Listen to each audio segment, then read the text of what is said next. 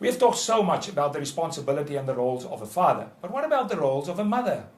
My wife has developed the content for the book on the roles of the mother and also the single mother households and what she has to do in that. Now that is obviously a very challenging situation. Let's run briefly through the content of this. Wives have 5 responsibilities. Number 1, the wife must validate the husband. Can I just say something short about this? What is the best way of validation of the husband? The way you look at your husband with your eyes. You can say whatever you like, but children read eyes. So how the mother looks at the father with that eyes, those eyes would validate the husband. Can I tell you the most brilliant thing that my mother has done in validating my father? I will never forget. One day I was listening by the door of my mother and father, and I used to do that because I reasoned that you've got to learn from adults. So as they were talking inside, I was hearing my father making statements and then my mother correcting him, but in such a beautiful way. My dear husband, if you rather do this than this. And then he would come with his statement again, and then she would correct him. And then suddenly they came out and I ran off. And then my father called us all together. We were 6 children. Come. And then he would make his statement. And when he made his statement, I heard that this was not his statement, that was my mother's statement. So I looked at my mother, and my mother had the most genius response. She said, "Wow, this is a great idea, Dad. Yes, I think we should do it." I wanted to cry out, "This is not Dad's idea, this is your idea." But mother understood the power of validation, and she kept the crown on the head of my father, and then she did something very magnificent. She turned immediately to the peer impactor, the firstborn, who was my brother. And she said to him, "Do you agree?" So what she did, she took the initiative of my father that she actually helped him to have, and then she connected this with the peer impactor, the firstborn in the family, and obviously she became a great influencer in making us family become what we should be. The power of validation of a woman is enormous. So the first responsibility of a woman is validation. The second responsibility of a mother is to impart intimacy in the lives of the children. That is why the first 5 years, the mother impact years, are so important.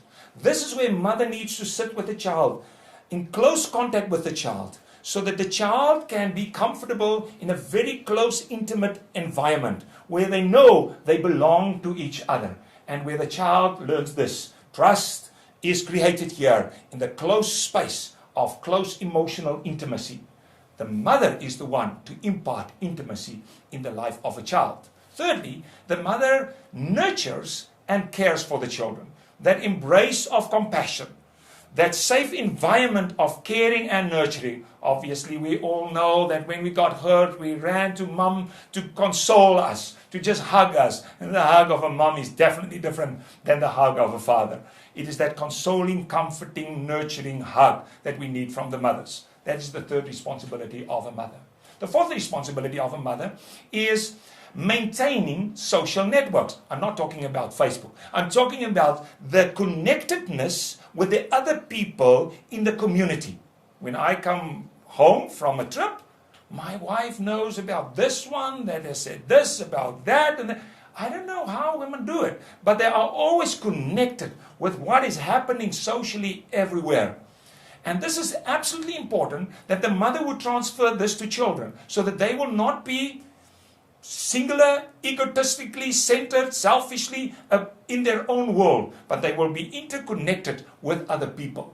My wife made a massive contribution in our family life by not only connecting my children with other friends, but by connecting my children with the needs of the world, the needs of the township, the needs of the animals, the needs of the trees. And no one can do this better than women. That social connectedness with others in the environment. And then lastly, the mother is the homemaker. Because my wife is the homemaker, She decides on what color to paint this wall, where this chair would be, that chair would be. And she physically creates this environment in which we all feel ourselves comfortable. And for that, I validate her. I support her. I help her to create that in my environment. My responsibility, emotional security. Her responsibility, the home that provides the secure environment. 5 roles of a woman. You see this also in the book of Proverbs, chapter 31. Those are the roles of a mother. What about the single mother household?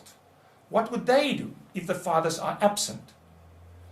You simply cannot develop your child right if there are no male figures to help you. And therefore you've got to find them.